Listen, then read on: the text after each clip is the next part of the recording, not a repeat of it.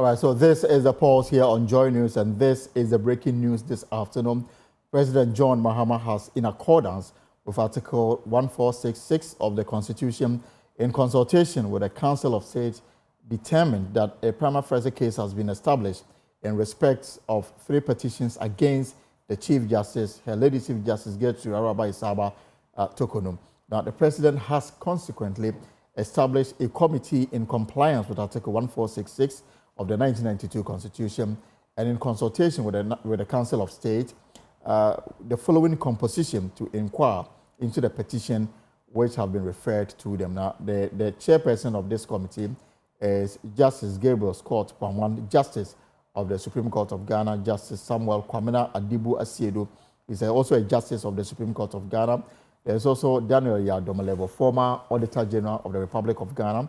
Major Flora Bawanura Dalugu from the Ghana Armed Forces. And finally, Professor James Sefa Gisap, Associate Professor, University of Ghana. Pursuant to Article 1460 of the 1992 Constitution, in accordance with the advice of the Council of State, the President has, by a warrant, suspended the Chief Justice with immediate effect pending the outcome of the committee's proceeding. This is signed by Felix Pachi Ofosu. So this is the breaking story this afternoon.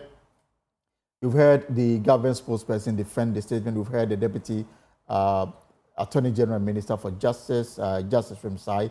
You've also heard the comments of former Deputy Attorney General Ahiagbah and, of course, Professor Kojo Apiajetuan of the Law Faculty of the University of Ghana. But there's also the political angle to this developing story, and that's the reason why we brought in Richard Ahiagbah, the Director of Communications with the MPP. Mr. Ahiagbah, good to have a perfect connection to you. So first, your reaction to this latest development on the CJ's case. Thank you very much, Elton, and good afternoon to your viewers. Elton, I've had a chance to listen to the Deputy Attorney General, my brother, Justice Rimsai. I think that Ghana, we are at crossroads with the steps that the NDC government is taking to undo our democracy. And I think that this calls for sober reflection. And I couldn't agree more with the former Deputy Attorney General, Ahiagbah, when he says that we should proceed with caution. I've heard the Deputy Attorney General, Justice Rimsai, say that this is technical. And I disagree with him very, very strongly. This is not technical. The process may be technical, but the motive is political. The politics of it is that they want to remove the Chief Justice to pave the way to aim at the Electoral Commission. And I think that that is very, very egregious and most unfortunate for the NDC to be doing that. Somehow, the reset they promise is a reset that may have serious and grave implications for our democracy. You know, the President received the petition, I think about 3 of them also on this occasion that I have seen, for the removal of the Electoral Commission chair. That petition has been with the President since January. Right. The President has not referred that to the CJ. The question is why? Why would he not? Because essentially, per the Constitution, the President is but a conveyor belt. So, having received that petition against the Electoral Commissioners, why hasn't it referred them? Because, my view, because the President thinks and knows that how flimsy, if you have read those petitions, the flimsy excuses in them will not be entertained by the Chief Justice, this Chief Justice. So, a way to do it is to take away this CJ and then bring a CJ that will be more agreeable, that will be more pliant, that they can use to remove the EC.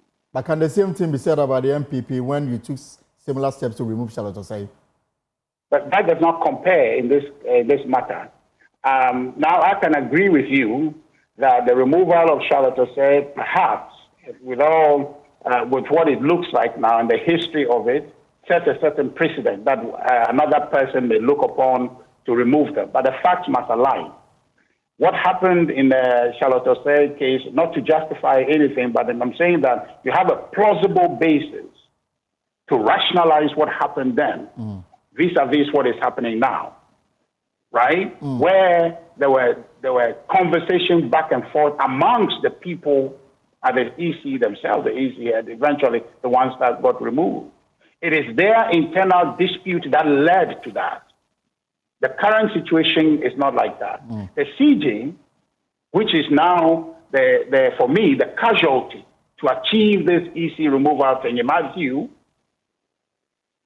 is very, very dangerous for the democracy that we have accepted in this Fourth Republic. Because the judiciary is an effective check on the executive, such that we, the citizens who must hold the government accountable, the judiciary actually provides us that recourse to be able to hold the government accountable. So today, in this speech that we're having, this political conversation we're having, if the government, the executive decides to hound me, I find solace in the judiciary. Right. So that they will be able to tell the government, no, the setup of this democracy allows for citizens to call you to account, to hold you to account, and that the Constitution provides for free speech and expression. So therefore, you cannot hound Richard. You cannot hound that person. You can't do that. If quite simply what they're doing is political speech, you can't do that. And if you aim at that arm of government, take it away. I am telling you that we are setting ourselves up for a very bad governance in the future. Now, everything is fair deal. Anybody tomorrow can aim at the CJ on account of this. So I won't be surprised if tomorrow a president is over and say, look, I'm going to clean the slate. Where is the CJ? Take her out. Just bring some flimsy petitions against her, set up a convenient committee of people who can do that, get state council of state to find reason why you should do that. You can cook all these things, my brother. It's a matter are you suggesting that we must approach without fear or favor, without mincing words, to tell this government that what it's doing is dangerous and ought not to be encouraged. But again, I mean, look at the caliber of individuals that have been constituted to look into the 3 petitions. Me and you, we don't know the content, so we can only speculate. You don't trust in their integrity to do a fair job and to establish her innocence if that should be so, and to also punish her if she's gone contrary to the oath she took upon assumption of office as CJ. The president himself took oath to protect to do good to all manner of people in this country. His first action, one of his first actions at the Jubilee House, was to remove people who were legitimately employed under the Constitution by a constitutionally elected president of the state. He went against the oath. The president went against his oath. What are they talking about? The first problem in this CJ's matter is the secrecy that is shrouded, the whole thing is shrouded in. I disagree totally that in a democracy where the people are the sovereign, the people are the ones on whose behalf the agent, the government is working, are excluded from this materials case, where we don't know what are the facts against the Chief Justice. But what I can tell you is that, Elton, I think that we as a people, because of the importance, because of the high threshold that we must hold in terms of dealing with our democracy to strengthen it rather than weaken it, it should be very clear to us that if a Chief Justice is set up like this to be removed, then whatever the cause is, short of you reading it on paper in the form of a petition against her, it should be very manifest. You and I should have evidence on that to see that as for the thing the Chief Justice has done, it merits a removal. People should not go and formulate some rather remote ideas, and that constitutes a political motive to remove an individual. right? Some office, whose office is very material to the survival of our democracy. Right. Look, this is not about the Chief Justice person. It's about the institution. It's about the weakening of the institution. It's about the undermining of the institution that has consequence far into the future. So this is not a joke matter. So where the Deputy Attorney General is saying that this is technical, it is not for them to tell us that. It is our democracy. How people fought for us to have a democracy today, and for them, for their convenient political motive to set up this thing as though that we should believe in a committee that is set. Just a quick question. We cannot hang our hopes on a committee. This is the people's democracy. It's not a democracy for 5 people. Richard, the NDC, His Excellency John Dramani Mahama, I have confidence in him that he's in search of legacy. But what he is doing is going to hamper his legacy, because he is setting a very dangerous precedent. Whereupon a president in the future... Allow me just a few minutes, and I'll also bring in Dr. Rashid Tanko, because... Okay, let me just conclude for you. No, I just want to ask this question. I mean, now that you've raised issues about the precedent that this may be setting, are you suggesting that in the event that there is a change of government in the future, whoever will be CJ then may be taken to similar exercise? It will be fair game. It will be something that has been done before, so anybody doing it again will not be new. Ghanaians perhaps may have come to accept it, that is done before, the justification will be there for it, but inherently, what you are doing is weakening our democracy. And so you find some lunatic, and I use that lunatic intentionally, who then will say that, scratch all these things. Let's go back to a place where there is a strong man in charge of the state. Then we will lose this Fourth Republic also because of this rather excessive political decisions that are being made. We know that, that when the NDC was in opposition, they had a thing for the judiciary. Felix Kwachofosu had actually is on record to have said that the judiciary has not been fair to NDC. But you see, it's not about being fair to NDC or fair to MPP. It's about what case you have, for which reason you deserve fairness, because the law must be applied fairly according to its letter and spirit. So if NDC have been sending cases to court and they are losing, it is not the doing of the judiciary. It cannot be. All right, unless there's demonstrable evidence, which in law can be established, then we can look at the dissent in most of the cases to see where any law has been breached in favor of one against the NDC. But what I am telling you is that the NDC took aim coming into office. The so-called reset is a very dangerous thing they have said, and they are doing. They're acting on it. And I think that our democracy is under siege because of it. Ms. Ahiagbah, is the MPP warning whoever may succeed Justice Tokonu in the event that the petitioners are successful in removing her? Is the MPP warning whoever will take over that you should be on the lookout? Is that what you're talking about? All right. Dr. Rashid Tanko, your reaction to all that is happening? Afternoon to you and your cherished viewers. Let me put it on record. In fact, the hypocrisy of MPP is legendary. They are damn hypocrites. Let me describe them this way. We are using the same 1992 Constitution. We are not using 1969 Constitution. The Constitution we are using currently is the 1992 Constitution. And they must come to reality that there's a change of government. And we are just going through the constitutional procedure in trying to unravel whether there is a case for him or there's a case for Madam or there's no case for her.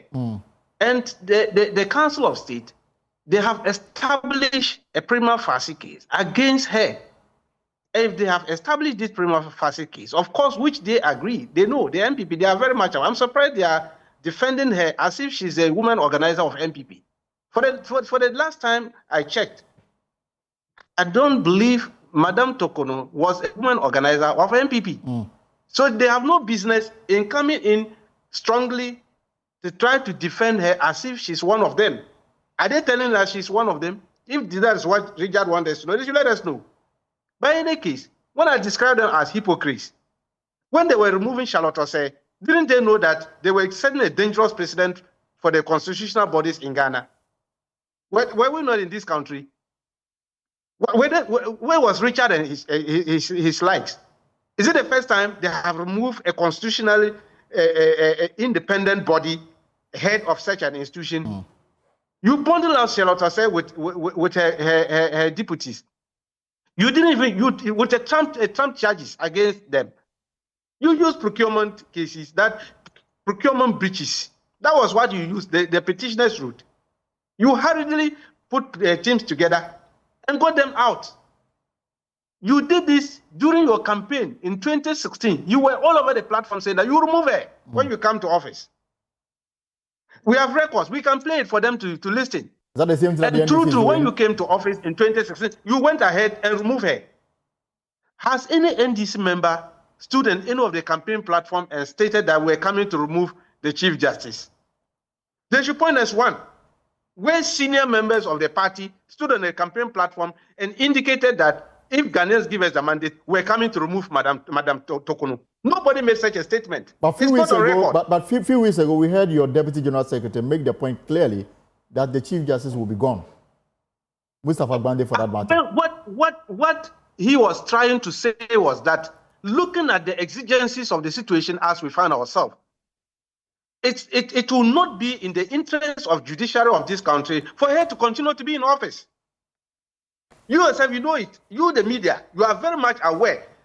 The former National Security Minister, what did he say? Didn't he say that the judiciary should look into themselves very well?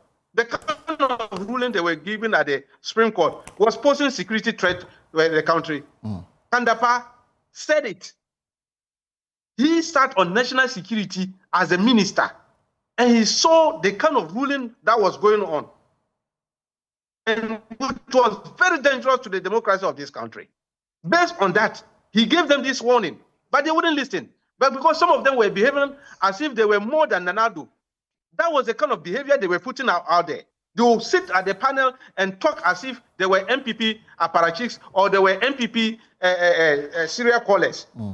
You remember the last episode, and the issue of Parliament and the Afenyo market. Right. The issue. Do you see what she was doing on the bed? You heard what she was talking. Had the authority had to call her to order. She was talking as if she's the woman organizer of MPP. And I'm saying that in order to sanctify the judiciary and bring them upstream, we must do the rightful. And I congratulate His Excellency John Dramani Mahama. In fact, as a party, the NDC, we are very much happy. The NDC is happy about this? Elated with the decision to suspend her. Because we want to bring back the glory of the judiciary. They must be respected.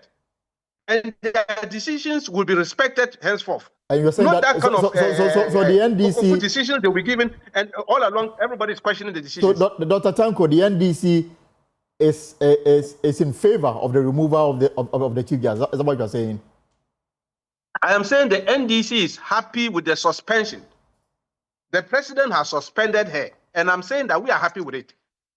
We want the right process to follow. The president has not removed her yet. The president just asked a step aside. I've set a committee to investigate. Why is the NPP crying before her? Why are they so much interested in this matter?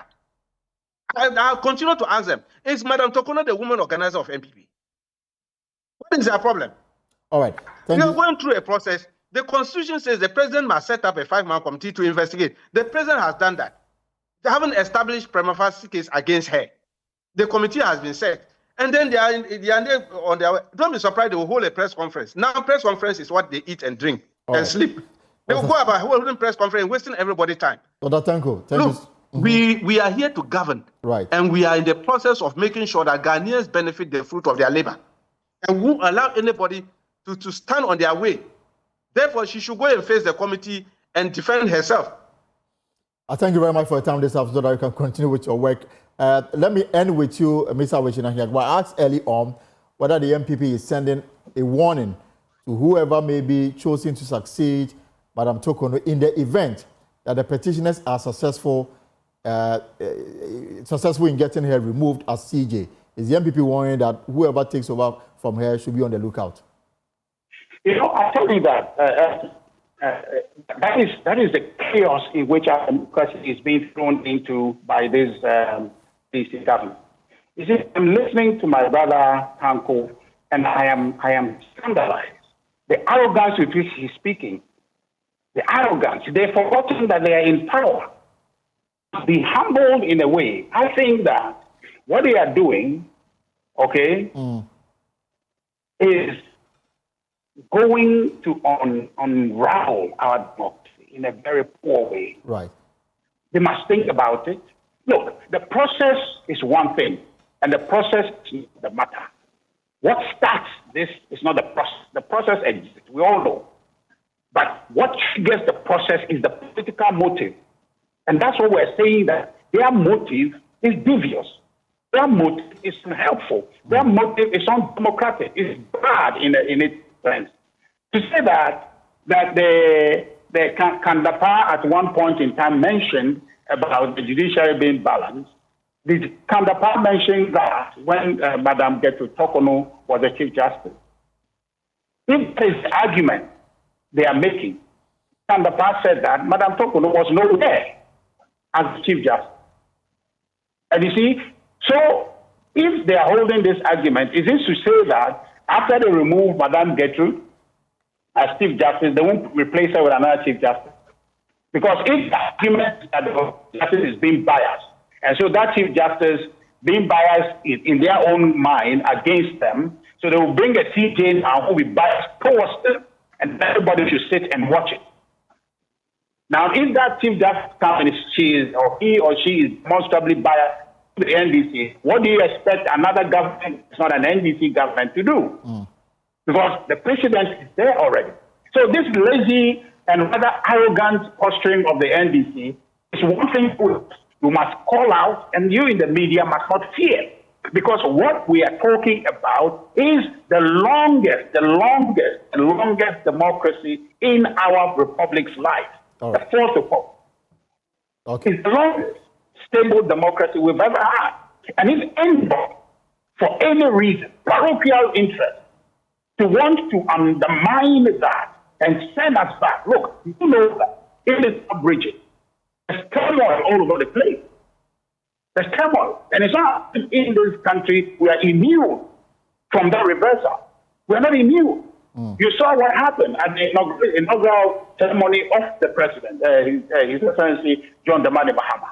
When people were applauding a coup d'etat person who is governing Burkina Faso, a dictator, we're applauding that. The tendency is there. It's something we're immune.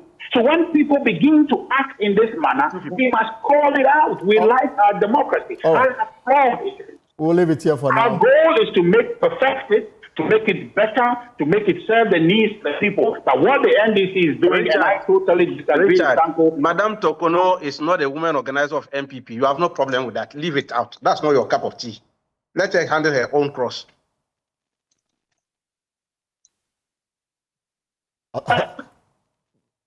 Richard, are you responding to him? No, I'm not sure what you said, but the point is that Madam Tokono is the woman organizer of MPP. He needs to focus on of MPP. Why are you worried? Madam, of course, we're not worried. We're not worried for Madam Gertrude. We're worried for our democracy. You should listen very closely. You should listen closely. We're not talking about the interest of here. We're talking about the interest of Ghana. We're talking about the future of democracy in our country. You guys don't believe in democracy as much. This action we brought the democracy. And I tell you what, Richard, I told you, Richard, reason you are removing the CJ, it is to aim at the DC. The next thing you are going to do after removing the CJ will be to go and remove the EC people. That's what you guys are doing. And I'm saying that that's detrimental to our democracy. You have no right to do that. The Ghanaian people haven't voted for you. We didn't vote for you on undermine our democracy. So we're wrapping up here. It is the democracy that is about in the first place. Why do you go and destroy it? We are wrapping up here. Dr. Tanko, just 30 seconds before we go. Thank you very much, Richard Ahiagbah, for your time. Dr. Tanko, just 30 seconds and then we go. Very well. I am saying that we are using the 1992 Constitution. We are not using the 1969, I repeat, Richard should know that Madame Tukono came to office through the 1992 Constitution. And the Constitution made it very clear as to how a matter of business, if somebody petitioned the president, the procedure to use. Has the president breached any of the procedure? No. The president has given her the opportunity to respond. She responded. Council of State, they have look at her response. The president haven't satisfied herself with the Council of State that she has a case to answer. That's the prima facie case. This one, even my primary school law, I know that when they say prima facie case against you, you have a case to answer. Right. So she has a case. A committee has been set, 5-man committee to deal with the matter. And MPP is already in the market crying. When has Madame Tukono become a woman organizer of MPP? All right. Are they telling us that something that we don't know? This is a matter. They are the very people who ran away from the Constitution. 1992, they didn't participate in the writing of the Constitution. Now you want to teach us how the Constitution was written and how we are handling the Constitution. Were they part of it? All right. Thank you so much. People who were part of the writing of the Constitution, they are still alive. They are there, and they know why they put those clauses in there. Richard should go and learn the Constitution very well and stop wasting everybody's ears. I thank you very much, Dr. Tanko. Thank you so much. Also, thank you very much. Richard Ahiagbah is the Director of Communications with the MPP. This is a matter that is developing, and you've not heard the last of it because we've got more angles to cover in subsequent bulletins. But let's take a short break here on the pause and return and deal with legal minds.